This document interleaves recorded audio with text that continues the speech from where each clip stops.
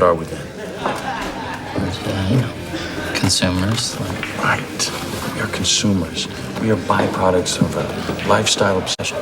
Murder, crime, poverty, these things don't concern me. What concerns me are celebrity magazines, television with 500 channels, some guy's name on it. The things you own end up owning you. It is one of the most famous lines in modern cinema. The things you own end up owning you. At first glance, it sounds like a straightforward critique of consumer culture. Our possessions are often just the symptoms. The actual mechanics of our dissatisfaction reside in the way our brains process reward, ownership, and the inevitable return to baseline. You research a new phone for months. You compare specifications, you watch reviews, and count down the days. When it finally arrives, it feels magical. A week later, the magic fades. 2 months later, a new model drops, and the phone in your hand suddenly feels obsolete. The glass and metal remained the same, while your perception shifted entirely. This chart shows the hedonic treadmill. We experience a sharp spike in happiness when we acquire something new, but rapidly adapt, and satisfaction returns to baseline normal. To feel that high again, we chase the next thing. Another purchase, another promotion, another vacation. Treating these temporary acquisitions as final destinations keeps us on the belt. We run faster and faster, but we never actually arrive. Every single transaction we make involves 2 products, the physical object and the invisible story we hope it tells about us. We pay for luxury mechanical watches to signal professional arrival, despite them being a highly inefficient way to tell the time. A designer handbag uses the same leather as a bag 1/10 its price, yet the premium secures a recognizable logo and social status. A Ferrari idling in city traffic serves a social function far beyond travel. It projects a specific image of speed and dominance to every passerby.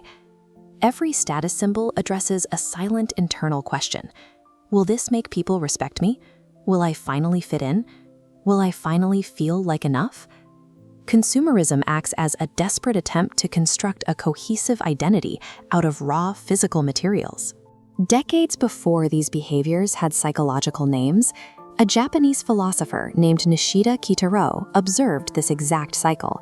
He offered a structural explanation for our constant dissatisfaction. Nishida argued that what we think of as the self is actually a fragile, rickety tower constructed entirely out of external labels. Our careers, our salaries, our social media followers. An identity relying on metrics that you can gain remains deeply vulnerable to the reality that those exact same metrics can be lost. Our actual addiction is the exhausting pursuit of becoming someone else. We constantly whisper to ourselves that once we reach the next tier, we will finally be whole. We start with the quiet, flawed assumption that we are born incomplete and that we must frantically assemble a self from the outside in. Nishida proposed an alternative. He called his ideal state of living pure experience. Think about the exact moment you watch a sunset over the ocean. In that first split second, there is no conscious thought. There is no separation. There is simply you and the reality in front of you. Then the ego wakes up. It tells you to take out your phone, find the perfect angle, and perform this quiet moment for an invisible audience online.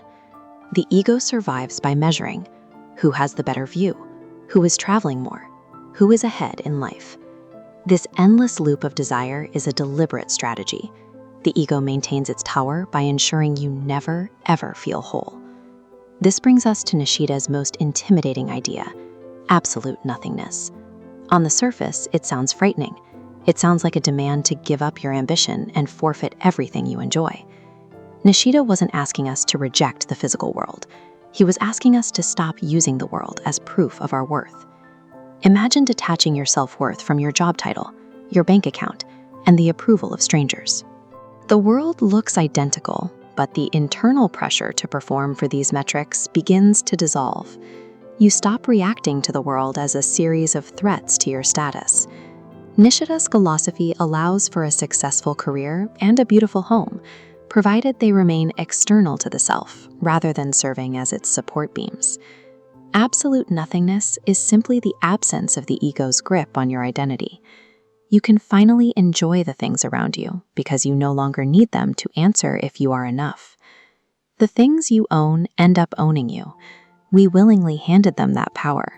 We surrendered it because we asked inanimate objects to complete a self never meant to be completed by acquisitions.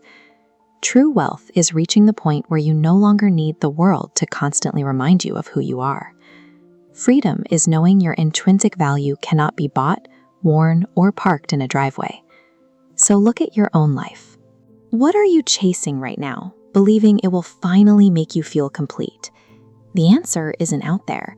It is time to stop questioning the world around you and start questioning the self that experiences it.